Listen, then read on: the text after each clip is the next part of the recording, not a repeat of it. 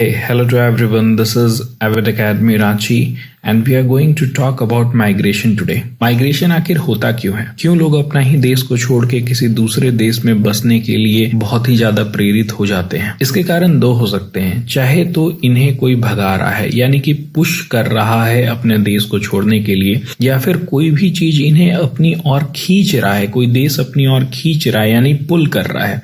इन दो फैक्टर्स को समझने के लिए हमें दो पिक्चर्स को देखना जरूरी है। The first picture is this one. You can see out here, ये लोग रोहिंग्या मुस्लिम्स हैं जो कि म्यांमार के रखाइन ये स्टेट में रहते हैं। यहाँ रखाइन स्टेट से हजारों लाखों मुस्लिम जो हैं वो अपने देश को छोड़ करके बांग्लादेश और भारत में जाके शरणार्थी बन के रह रहे हैं। पर ऐसा क्यों कर रहे हैं? ऐसा ये इसलिए कर रहे हैं because of the war, the conflict, the insecurity they are facing in Myanmar, और इन्हें पुश किया जा रहा है अपने कंट्रीज को छोड़ने के लिए। जो दूसरा पिक्चर है वो ये है, अ सिटी लाइफ।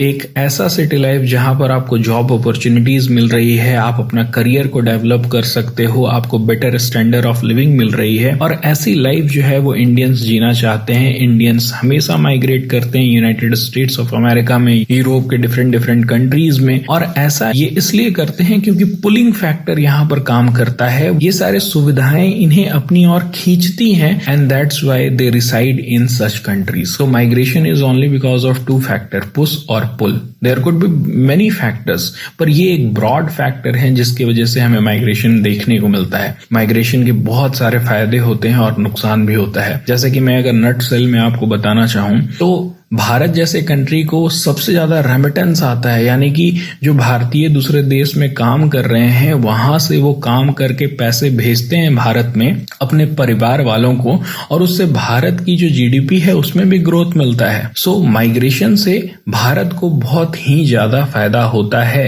पर उसी और अगर आप ये देखें कि जो रखाइन स्टेट म्यांमार से जो मुस्लिम भारत में शरणार्थी बन के आ रहे हैं वो एक तरह से भारत के ऊपर बर्डन बन जा रहे हैं, और भारत का जो रिसोर्स है वो यूटिलाइज हो रहा है उन लोगों का पालन पोषण करने में। नाउ ऐसा कंडीशन क्या कर रहा है, भारत के ऊपर अनएक्सपेक्टेड बर्डन ला रहा है जो कि भारत के लिए बहुत ही खराब है। एज वेल एज भारत के लिए इंटरनल सिक्योरिटी के चैलेंजेस भी ला रहा है। जहां पर रिफ्यूजी क्राइसिस भारत के लिए अभिशाप है, एक बैन है, वहीं पर भारतीयों का मूवमेंट दूसरे कंट्री में एक तरह से बूंद भी देखा जा सकता है। यहाँ पर मैं ब्रेन ड्रेन का कॉन्सेप्ट नहीं ला रहा हूँ, यहाँ पर मैं रेमिटेंस के पर्सपेक्टिव से बात कर रहा हूँ, मैं मनी और इकोनॉमी के पर्सपेक्टिव से बात कर रहा हूँ। So on this international migration day we have to support both thing.